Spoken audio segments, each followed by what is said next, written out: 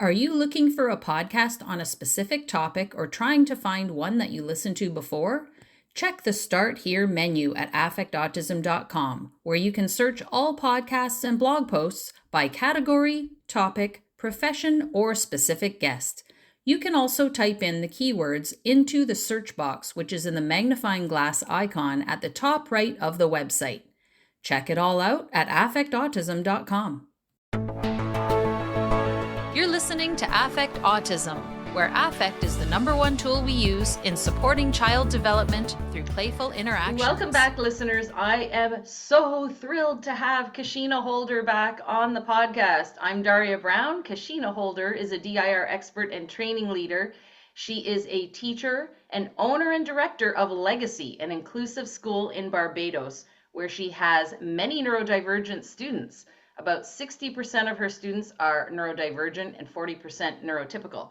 And we did a podcast that is still in my top 3, Kasheena, the Opportunities for Co-Regulatory Support podcast, which I will link back to in the blog post for today's podcast. So essentially, I wanted this to be a part 2 of that podcast, but also a part 2 from last week's podcast with Brooks Barrick on gestural development, the D, the I, and the R, and also a part 2 to the Gestalt language processing podcast I did with SLP, speech language pathologist Sabrina O'Keefe, because these are all so intertwined and there's so much buzz around Gestalt language processing that we want to distill it down for the DIR folks to understand how to make sense of it all. So I couldn't think of anyone better to do that than Kasheena. Thank you for being back. Welcome, Kasheena. Thank you, Daria, and hello, listeners out there. And as Daria is talking about all those part 2s, I'm like, oh my goodness, she chose me. The pressure is on. I know. But I really hope that we're able to just make sense of all of it and in a way that's tangible and usable in everyday spaces, especially for me, for parents and teachers. Before we get into it, I wanted to do a quick review of our first podcast for people that haven't listened to it, but I will say, please go back and listen to it if you haven't heard it. It was in 2022, we recorded it. Co-regulation is the process of connecting to our children's emotional state and supporting our child to feel heard and understood so they feel safe in their emotional experience and can be calmed through our connection. And that was the overall summary. You made many subpoints, but that's really what Brooks was talking about last week too, with the gestural development, just making that emotional connection. And what I liked about the first podcast was the focus you put on us, which is recognizing, just like Stuart Shanker talks about in self-reg, just like when we do the sensory processing profile in DIR, we do it on ourselves as well. Checking in with ourselves to see how we're feeling in the moment and accept that it's okay, because you said that that empowers us to activate our co-regulatory capacities. So when we think about helping our child feel safe and connecting emotionally, and how difficult that is for a lot of people, because usually the generation before us weren't really nurtured in that way. Their parents were going through world wars, and it's this effect that carries over. And so really being in that space is what Dr. Greenspan really focused his whole DIR theory on, that affect diathesis, which is about really avoiding those catastrophic emotional reactions by regulating off of your caregiver, which is co-regulation, which to me is the heart of DIR, right? That relationship and co-regulating with another person. And so let's start there as sort of the introduction and broad summary of what we may have already talked about. Yeah, sure. And I think too, that's such a powerful place to start. And it's a really authentic place to start, in my opinion. So much of what we do and who we are as human beings are at the foundation of our affective signaling. And I love to think when I think of affect and relationships and infants, I always think of T. Barry Brazelton and his work and how he's looking at infants after birth and just how they're in that space of practicing some of their innate regulatory skills and capacities, but at the point where the stimuli internally or externally is more than they're able to organize around, they start to give stronger signals so that this other person, a co-regulator, the caregiver, can come in and support that journey. So I love his work for that reason, because it really brings the fact that relationships are essential, and that as human beings, first in our journey, we're looking to make connections. We're looking to support ourselves in being more robust affective signalers and signal receivers as well. So I really, really love that. And I think in the work that we're doing, the journey for me is always thinking of how efficiently and how effectively is that other person taking that signal. So very early in development, when babies are working through their own regulatory capacities, where that then becomes more than they're able to organize around, they start to reach out to caregivers through cries. They might change their affect and the caregiver reads that. And that connection supports them in becoming more regulated, right? And organizing that capacity to develop regulation. So I really love to think of that journey of co-regulation as an essential part of who we are as human beings, and that we're always in that space of developing stronger capacities for co-regulation through relationships. When we think of most things, if anything, that we can think of that does not need regulation, I would love to hear. But most things in our human spaces require us to be on that journey. Yes, and you made me think of a couple of things I heard in the past and probably mentioned in past podcasts. But when we see a baby in distress, we have the DNA in us Mhm. to reach out and calm them. So whether it's, oh, honey, and picking them up, and you'll see, grown burly men melt into, nurturers. And I did hear, and I can't remember if it was Dr. Robert Nassif who runs the father support groups, or if it was somebody else Yeah. said, with Uh-huh. men, you'll often see that kind of affect with their animals. So if they have a dog, they may feel uncomfortable showing it around other human beings, but with their dog, they'll be like, come on, boy. Oh, yeah, blah, blah, blah. They'll show that kind of nurturing affect. And it really is in our DNA to connect in that way. Yet, when our children start to become verbal, and even if they're non speaking, well, let me first start. When our children get verbal, we tend to rely on the verbal words and forget about a lot of that signaling.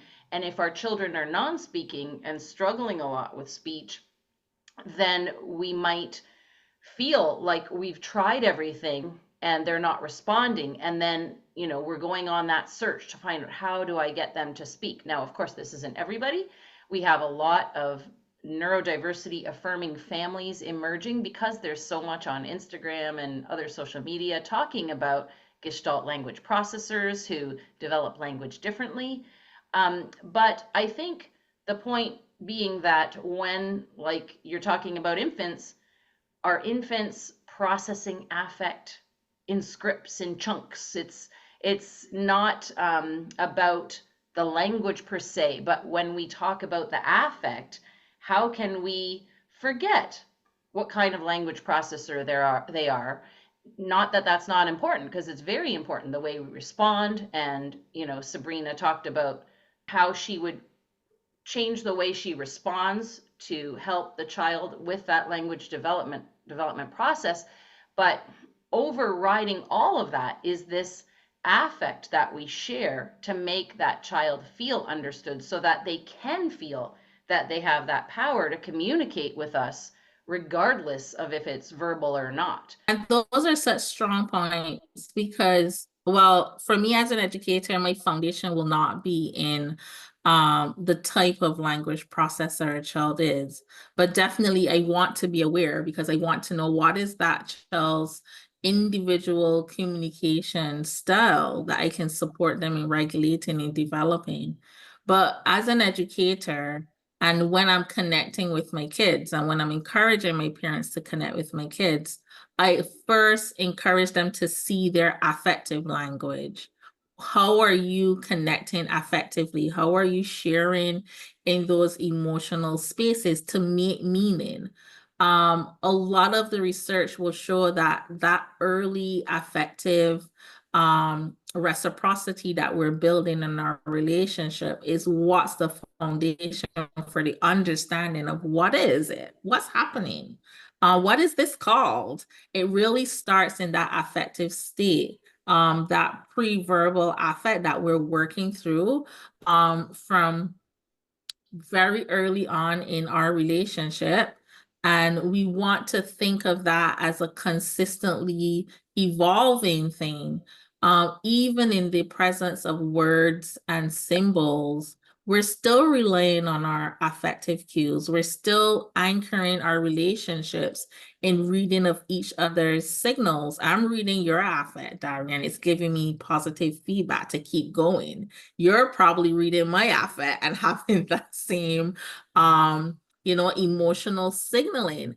And we're not telling each other, keep going, let's add some more words, but we're responding to that affective cueing. I really like to think of it in those early developmental, even hours of it means that this caregiver's voice that I heard, I am now really feeling them and experiencing them more deeply. What does that affective cueing means? It means that in my time of distress, when I don't yet understand this world that's too bright, too loud, there is a familiar affective presence that I can connect to and learn to connect to more effectively as I grow and develop. So when our kid was coming to school on that first day, that's where I'm joining them. That's where I'm learning to understand them. How are you reading my affect? And how am I reading your affect? And how can we build a relationship there before words come along?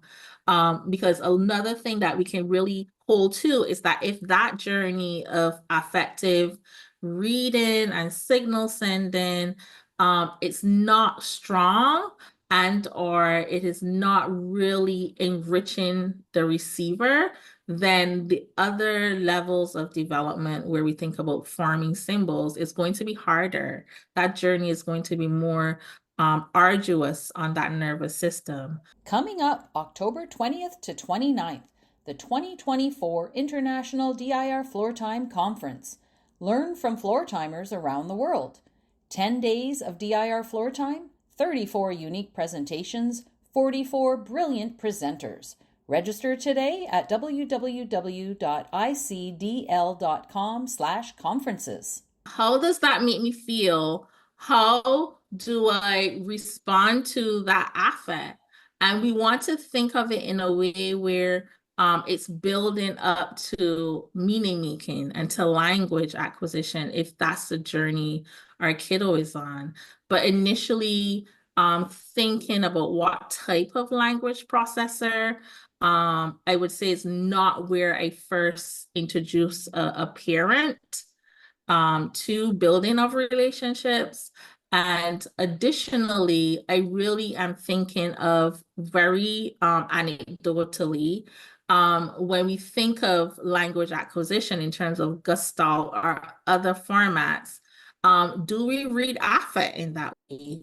Do we as human beings read affect in chunks or in single nuances to fill meaning?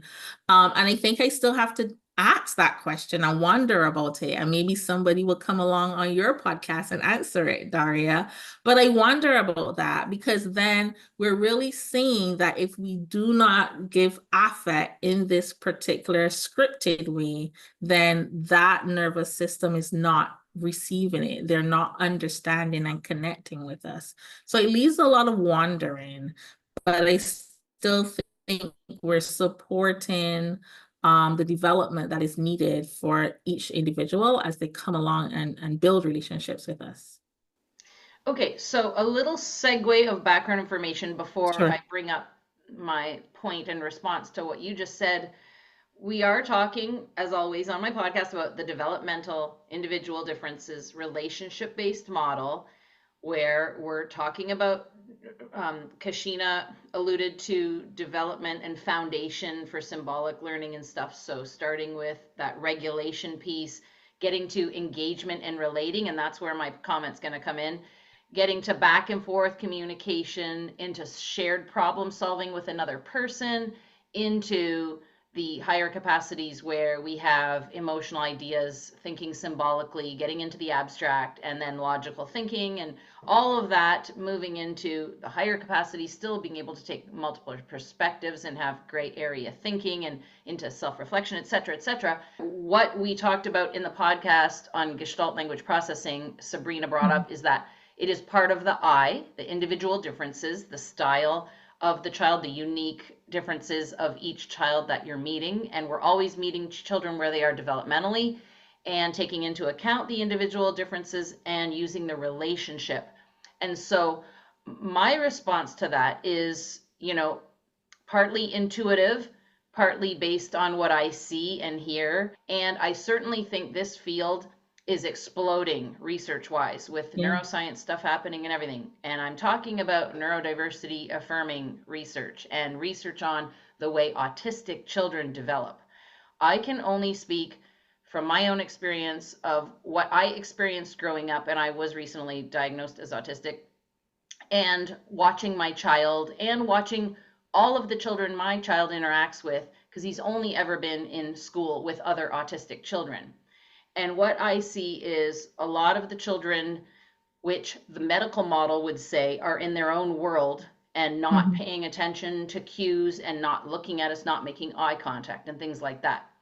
And then I'll use like a really ridiculous example, because everybody knows that, I can hear any self-advocates listening cringing if I said Rain Man, so I'm not going to say Rain Man. I'm going to say something about Mary, which was a movie where Mary, Cameron Diaz's character, had an autistic brother who always had headphones on, and Ben Stiller was her friend, and he's the only one that seemed to be able to connect with the brother without the brother having a catastrophic reaction. And the reason I bring that up is because I think that when parents say, how do I do effective reciprocal interactions, pre-verbal affective signaling, blah, blah, blah, blah. We're talking about gestures, facial expressions, all nonverbal communication if my child is never looking at me. And that's where the DIR comes in, because when we're following the child's lead, when we're seeing what interests them, when we're joining them in that, they automatically light up. And that's the second functional, emotional, developmental capacity, engaging and relating. And then we start to get that attention, and they start to pay attention to our affective cues. Now, I can remember numerous times as a child completely ignoring what was happening around me because it just wasn't interesting to me. Like, I remember my babysitter, and I might have told this story in the podcast again. Forgive me if you've heard it before, people, but my babysitter and her friend, I was super aware, and I was definitely under the age of 6. I might have even been 4. I probably was around 4. It's a very early memory, because I know she didn't babysit me after that, where her and her friend were on purpose trying to gross me out. And I could see that from out of the corner of my eye, the way they whispered to each other something, and then the way they were looking down at me while they were talking. And they said, "Oh, I think bugs are gross. I put a big spider in my mouth," and they were looking at me, and I was totally aware they're just making this up to get a reaction out of me. And I completely stared at the ground and ignored them. And I remember that so vividly, because I thought, I don't care about your stupid story, and like you're trying to get a rise out of me. Like, I'm not playing that game. Forget about that. Now, I'm not saying that that is representative of all kids' experiences, but I do know that when I've seen kids who have seemingly no interactive reciprocal preverbal affective signaling with caregivers, and I've talked about something that interests them, right away they look at me, and if they're verbal, they come up and ask about it, or they're just paying extra attention and really listening and really looking. And that tells me, layperson, non-scientific research based, and maybe there is research, people can email me and say, yeah, that there's a study that shows that. I don't know. But if you follow the lead and you get that engagement, you're going to be able to then have the opportunity to practice this pre-verbal affective signaling, where Yeah. you are able to help the child co-regulate. And the whole point of this is that when they get flustered, because, let's face it, a lot of autistic kids get overwhelmed very easily for very just reasons, not because they're misbehaving. And when that overwhelm comes, to have that ability to soothe themselves off of another person, that co-regulation avoids that whole jumping into catastrophic emotional reactions. And I absolutely want to make it clear that we are not at all blaming any parents that say, well, my child has explosive reactions all the time, and you're saying that I'm not doing something to help them co-regulate, and that's why it's happening. We're not saying that. So what would you say to parents who say, I'm trying all of these things, I'm doing all of this, and my child is still having explosive, catastrophic reactions, and you guys are just saying, well, just co-regulate it, and it'll all eventually they'll co-regulate with you, and everything will be just fine. Because that does sound, insulting, and autistic kids do develop differently. So, what would you say to that? Yeah, that's a very weighted question, and I have it more often than you think, Daria. Even this morning. But what I say to parents, one, is it's a journey. And the process of what we call that affective signaling and co-regulation, that too is a journey, because we are bringing two nervous systems together. And I might not necessarily use that language with my parents. I usually say to my parents, like, you're getting to know your child, and your child is getting to know you, and that takes time. And sometimes we will get that just right moment where we are co-regulating each other, and sometimes we'll miss it. And then we're going to wonder, when we feel safer and calmer, why did we miss it? Like, what more can I get? How more dialing can I become, so that then I don't miss it as much the next time, and we grow and grow from there. So that's genuinely what I say to my parents. It's a journey, and it's a process that we are in a way where we want to hold ourselves not necessarily accountable in a bad way, but accountable in the journey of learning more about this human being that we're with. And it may be a journey where it's more intricate than another family or another person with a child with autism. It definitely sometimes is more intricate than the journey of a predictably developing child and family, but a journey nonetheless. And I think the more we see it as that, is not just a fix it, or we don't have the exact tools and the exact script, that I think we in general, parents, people, will come to a space of more acceptance of the stress sometimes that it can bring in our journey, but also feel a lot more open and safer as we're navigating, like, where are those just right nuances to support this nervous system that I am in a relationship with. It's my go-to response. I think of it as a teacher, from a teacher's perspective. When I'm in a classroom, sometimes it's like, yeah, we're really gelling. And other times, for whatever reason, I'm like, I didn't quite get that connection that I was looking for. And I go in and I analyze, like, where was I? Why was I not getting it? How was I feeling in that moment? So that when I come back for the opportunity to connect again, I'm coming back with a refreshing, a different perspective, if you may say, to add to that relationship that we've already started to build. If you think about my story about the movie, Something About Mary, like you'll notice that certain kids feel comfortable around certain people and they Yeah. feel on edge around others. And it's about that relationship. And sometimes maybe there's nothing you can do. Maybe some people just, their nervous systems or their personalities or whatever don't gel.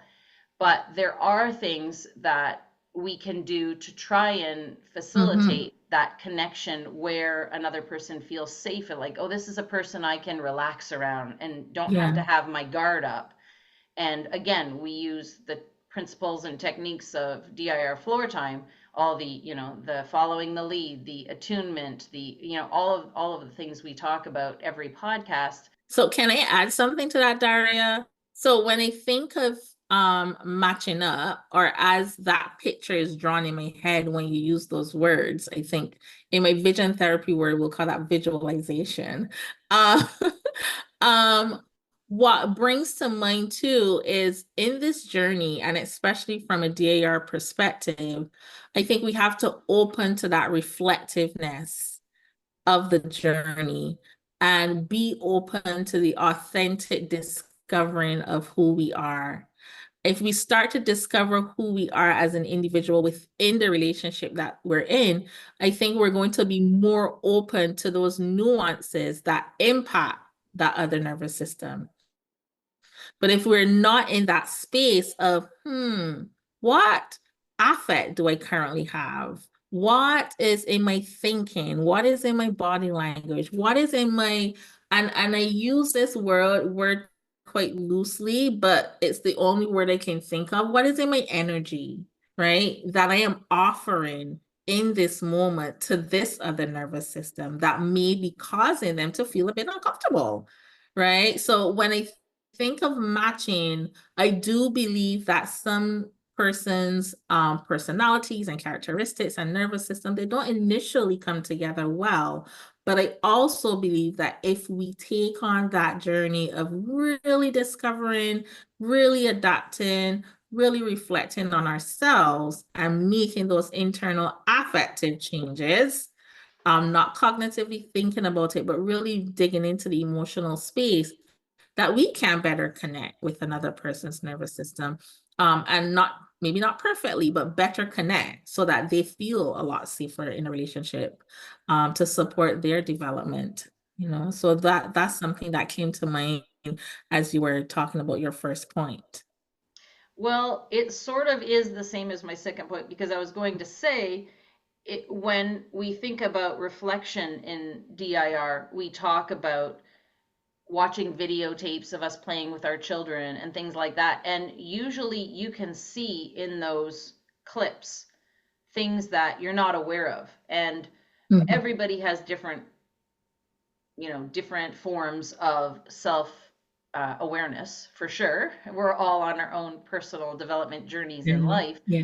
And, you may think, oh, I was so smooth. I had this great interaction going with this kid. And you watch a video and you realize, like, oh, that child was not a part of this thing that I thought was going so well. And you can't really see that unless you watch the videos. And so that's why we really encourage parents to take videos, to go over them with a coach. That's why we do reflective supervision in DIR, where practitioners are presenting case studies in the course, in certificate courses, and reflecting on the video, what went well, where do I have to work on, what is my, like, all of these things that you're bringing up. I think what you're bringing up is so abstract that it's really Mhm. hard to think about for a lot of people. Like the only, if I try and translate it into like an easier way to think about it, I guess, like, how do I feel every time I run into that person at the grocery store? Am I like, oh no, there's that person, I have to say hi to them, and I don't Yes. really want to, I'm going to walk on this Yes. aisle to avoid them? Or, oh my goodness, my neighbor so and so, how are you? I haven't talked to you since last week, and or how did everything go on the weekend that you were talking about? And are you excited to see that person? Are you like cowering and like, what is your body telling you? What is your affect Mm-hmm. telling you? Mm-hmm. And our kids are experiencing that. Same And thing. it doesn't necessarily mean it's black and white. Like every time I see that person, I'm happy to talk to them. And every time I see that person, I'm not happy. It's dependent on so many things. Like I feel like I'm a broken record every podcast because we say this all the time. But, if you didn't sleep well, if you're coming down with a cold, if all of these things make you feel less comfortable around that other person, so that's going to impact it as well. And we have to be aware of all of these things with our children. And that's why floor time is so hard for some people, because it is a journey and a process. Yeah. And you harped on that point, and it is such an important point. And I'm going to put a link to a wonderful friend of mine, Yuji Oka, just released another video. I did a podcast with him. He works with adapted spiral praxis, and it is all about that affective connection, where he works with children with complex disabilities. He works with all people, but specifically in this video, where he's connecting emotionally with them, getting them their trust, and really helping them feel movement in their bodies so that they can overcome different movement obstacles that sometimes prevent them, or if they have spastic muscle Yeah. spasms, how he can help them feel more comfortable in that. And it's all about that connection. And they mention that in this video. They say this is not something that's instruction based. It is a process, and you have to feel your way through it. And that seems like such a soft science, and it's so hard to measure something like that, right? But it is Yeah. so valid and so true. And this whole experience, like you said, you have that intuition when you're with a child, like we either connected or we didn't. And bringing us back to a point that you made in the first podcast, opportunities for co-regulatory support, you said, let's focus on doing that in times where things are good and we're not in a rush. And the more positive experiences you accumulate, the easier it'll be when you do have those stressful situations.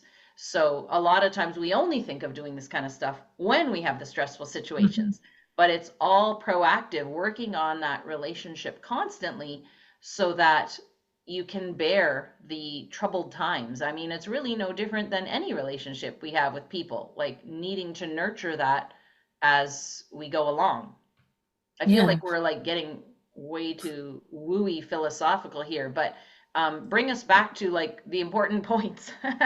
Yeah, no, I think the wooey philosophical pieces are just some people's way of putting the concrete work into good meaning, right? But ultimately, those wooey philosophical pieces are just talking about how in a relationship, in an affective relationship, children are gathering meaning through our tone of voice, through our inflections, through our gestures, through our expressions of self and emotions, right? And the more we do that, the more they're building that understanding. I think we said that initially in the podcast. And we want them to build that understanding. Because like you mentioned, if I am able to read another person's affect, their emotional state, and I am now learning to understand my own, then I can lean into that other person's strength of their emotional and regulatory capacity to support me when I feel distraught or catastrophic. And I think a lot of times, and again, it's digging into the science behind this. Um, a lot of times in my experience, children are more catastrophic because they're not yet able to read a signal of co-regulation in that distress. So it may in our relationship be that if they are regulated, it appears as if they're reading my affect well and I'm reading their affect well. But when they become distraught, that for some reason, that signaling is not as apparent, it's not as strong. And then it leads me to wonder how robust is it initially? And where do we need to strengthen it? How do I go into our relationship and think of what I call it the nuances of affective signal? Am I sending most of the times in our relationship big gestures, big facial expressions, single, clear, emotional, affective messages, right?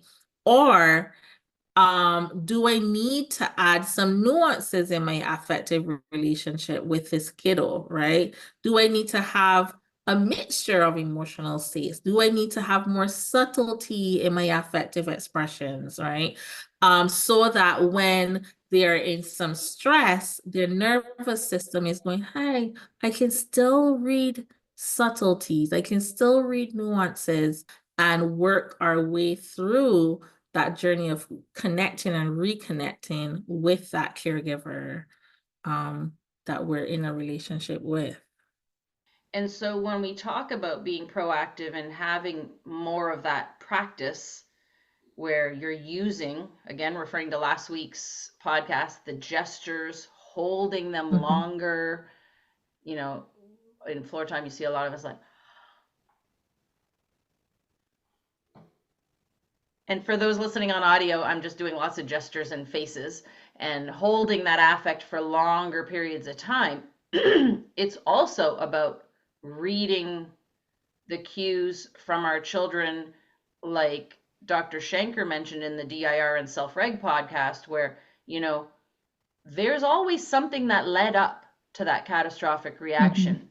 What was happening for the last hour? Maybe that child was being so irritated by a noise that none of us can hear, and it built up and built up and built up and built up, and then they just lost it. So if we can constantly be noticing, like, okay, like you said, we had something going and now it's changing. Yeah, I agree. And I love Stuart Shanker's work, and no discredit based on what I'm about to say. But sometimes I go like, oh my gosh, being a detective is hard, right? And looking for all those nuances, it takes work. We understand that. But sometimes it brings me to a thought of, can we notice everything? Probably not. So a lot of times when we think of being with and having that affective connection, it is in the event that we did not find that cause, right? The causality, that we are still in a relationship that can support us. We're still able to receive that affective signaling in a way that each nervous system is sending the message of like, I need you, I have you, I'm with you, you're with regardless of the solution or not, right? And I think that even goes into when we think of our FEDC4, capacity 4, it's the journey of the problem. It's the staying in that connection and that back and forth and the wandering and the discovery, and not really the solution. So I think when I think a lot about self-regulation, it's not always discovering of the trigger, but it's, can I feel supported through this wave of emotion? And as I am supported, my nervous system is also learning how to support myself over time, even if we didn't find like what caused that in the moment. So when I really think of pre-verbal affective signaling, Daria, I think of that innate ability to share in those experiences with each other in a way that's anchoring the maturity of it. And whatever that trajectory of maturity might look like. So that if something unexpected comes, we're still able to connect and co-regulate.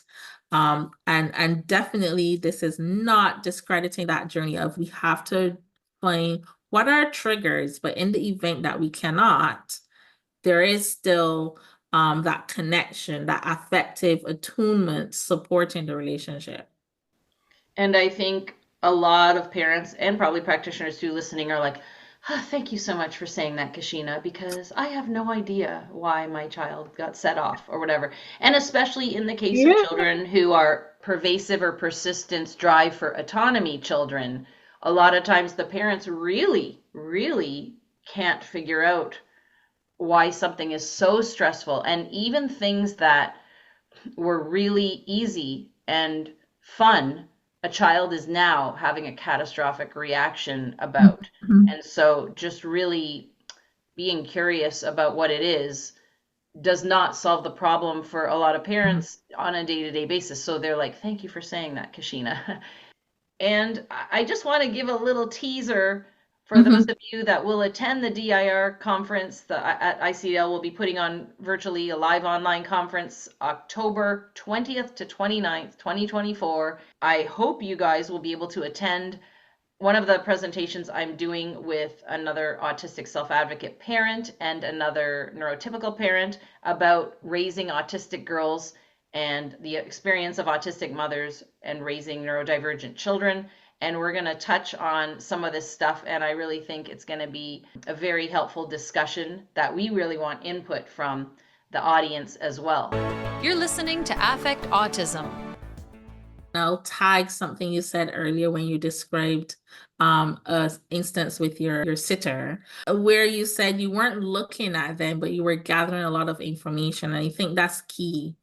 Our kiddos oftentimes can cause us to think that they are not taking in information because they're not giving us the social cues we're accustomed to.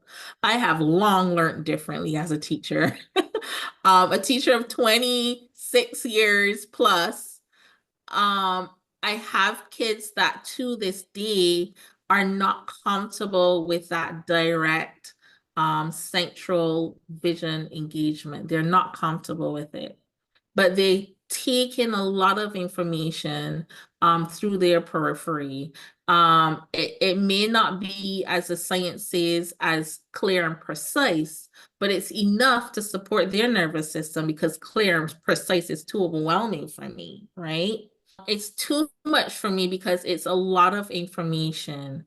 So we really have to think of those kiddos who take in their world differently. And we feel comfortable in that space, in connecting with that space and being affirmed that they're engaging, right? They're engaging with us. The second thing is, are we only in an affective reciprocal back and forth if we are visually engaged with another person? We have to think about that. Our affective signals will come, will be read, we will engage in that reciprocity despite the visual engagement, despite what we socially call eye contact. So we really still have to be in that space of presence, of attunement, of being with more than doing for, as we build our capacity for that reciprocity, for that signal sending, for that pre-verbal affective interplay, are the two things I think that I would give to a person, a parent.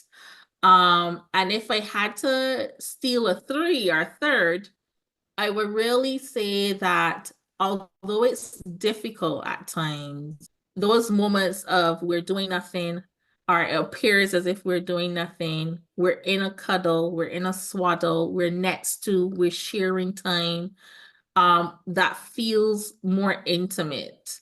Those are the moments where we're really practicing that pre-verbal affective signals in the early stages, and build from there. And it may feel as if, "Oh, I just spent 5 minutes just laying on the bed. That's okay, right? I just spent 2 minutes just looking up at the ceiling. That's okay too." But what we're helping a nervous system to experience is feeling comfortable in proximity to another nervous system, which sometimes for our kiddos, it's not an easy journey. But in that space, we are still sending those affective signals of nurture, of care, of warmth, of comfort, of safety. And I think those are those early foundations of reading each other's affect that we want to strive to not forget and to still hold as very, very relevant in this big journey of affective signaling and affect cueing. sometimes I think, should I put what we said at the end of the podcast right at the beginning? Well said, because think about it. Vision is one of our 8 senses that we talk about, right? So, yes, you might feel like you have that Mhm. connection with the visual, but what about what they're hearing? They can hear us go, they're doing it again. If we get impatient and sigh or something like that, our kids hear Mhm. that. That's, Mhm. that's going to set their nervous system in a not positive way. Yeah. If we're going, like making more of a positive auditory noise. That whole thing about being with is just so important because laying together, they might be getting proprioceptive input. Their vestibular system might be relaxed. And then they might need to move. We might need to Mhm. be running around the room together, having a dance party, having a grand old time for them to feel that connection with us. I know another child, he loves to sniff chapsticks and different scents. And, maybe having what's that oil called that people smell? Like you put on whatever Essential. essential oils that have a nice smell. Like maybe that's the thing that gets you feeling relaxed and connected or whatever. Like Mhm. this is just, I'm just saying, like we focus so much on vision and doing stuff. Yes. And if we're not Yes. doing stuff and we're not getting eye contact, then, no, Nothing that's is just happening. such a small part of it. So Yes. hopefully leaving people with that point will solidify everything that we were talking about and, why we really stress all of the things we do in DIR floor time. And of course, in the blog post, I'll put links to different podcasts that touch on all of those things if people want a deeper dive into Mhm. how to, absorb all of that and really, really think about it. Because on the one hand, you could think about this and say, they didn't talk about anything. All they talked about is like being with another person, or whatever. But the more you learn about floor time, the more you're like, whoa, Mhm. like Mhm. that was intense, heavy stuff we're talking about. And really putting it into practice is so challenging, Mhm. depending on the person we're with, depending on situation, depending on who we are, and really getting to know ourselves and our comfort in that affective space. So Yes. thank you so much, Kasheena, for You're doing this welcome. podcast with me. Thank you, Daria. Thank you so much. And I'm always willing to come and connect and share with your parents. Parents are so near and dear to my heart. And in my journey as not only a DAR floor time practitioner, but as a teacher, as a runner of a school, parents are really part of my journey. And I'm happy that you invited me. So thank you. And you're a parent as well, so you have your own parenting I story. am. I am a parent. Yes, yes. And just one little fun fact, let's leave off with, is the name of your child's animals again, because I know that you have a cow named Cowie. Yes. So we have Cowie, Coco, and Ferdinand. That's right, Ferdinand, like the one from the train from Thomas and Friends. I couldn't remember what Yes. the third one Yes. was. Okay, so Cowie, Cow, and Ferdinand. I love that. I love that. Thank you so much, Kasheena. And check out the blog post at affectautism.com, everybody. Until next time, here's to choosing play and experiencing joy every day. ICDL's new DIR Parent Network. Support, learn, and thrive together. More information at icdl.com/parents or affectautism.com/events.